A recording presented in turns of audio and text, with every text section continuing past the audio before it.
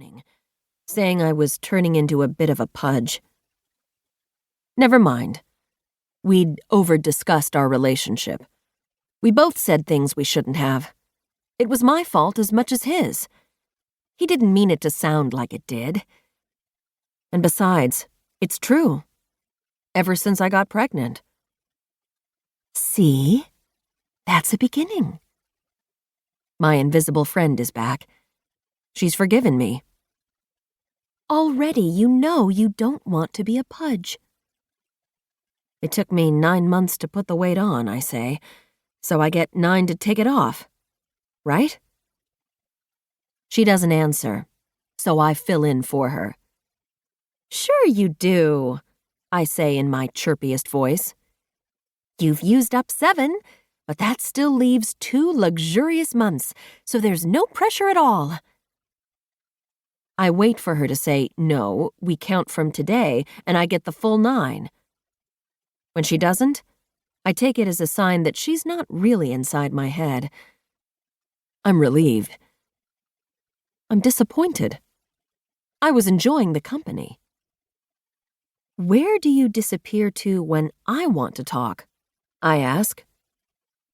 There's no answer, so I turn to her hardcover self. Following the natural weight loss plan takes time and energy at first, she says. Soon it will become second nature, but right now you need to focus on 2 simple things. Follow the meal plans conscientiously, and keep an honest and accurate log of everything you eat and all the exercise you get. That's all. Just those 2 things. Fine then. Meal plan, log. Soon it will all seem natural. The person I want to become is not a pudge. The person I want to become finds it natural to write down everything she eats and does. I'm not sure I like the person I want to become. This is not a helpful thought, and I put it aside, which is easy to do since Rosie just woke up. I lift Rosie from the crib, change her, and set her on the kitchen floor to whack at the linoleum with a plastic duck. This gives me a minute to check my meal plan.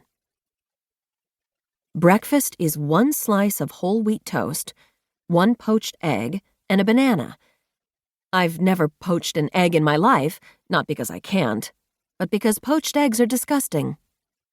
Still, if I'm going to follow this diet, I want to do it right. My mother's ancient settlement cookbook says to add salt and a touch of vinegar to the poaching water. I break the egg into a saucer, and when the water boils, I slide the egg in. The kitchen smells like Easter eggs.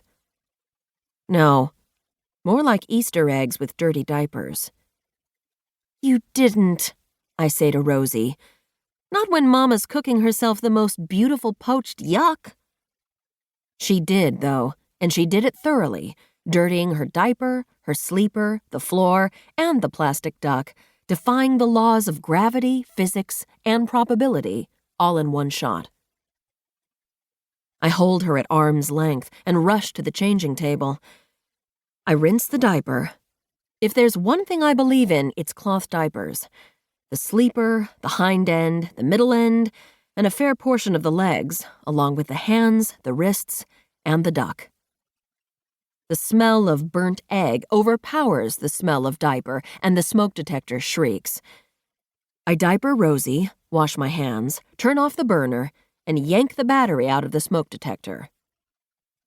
The house goes very, very quiet. I wash the kitchen floor while Rosie whacks her plastic duck against the tile. Even when I'm running a soapy mop across them, I love the tiles Thad and I chose. I love this kitchen, this house, this baby. I kiss Rosie and scrub my hands. Calories burned. 27. Maybe even 28. I scrape burnt egg into the trash.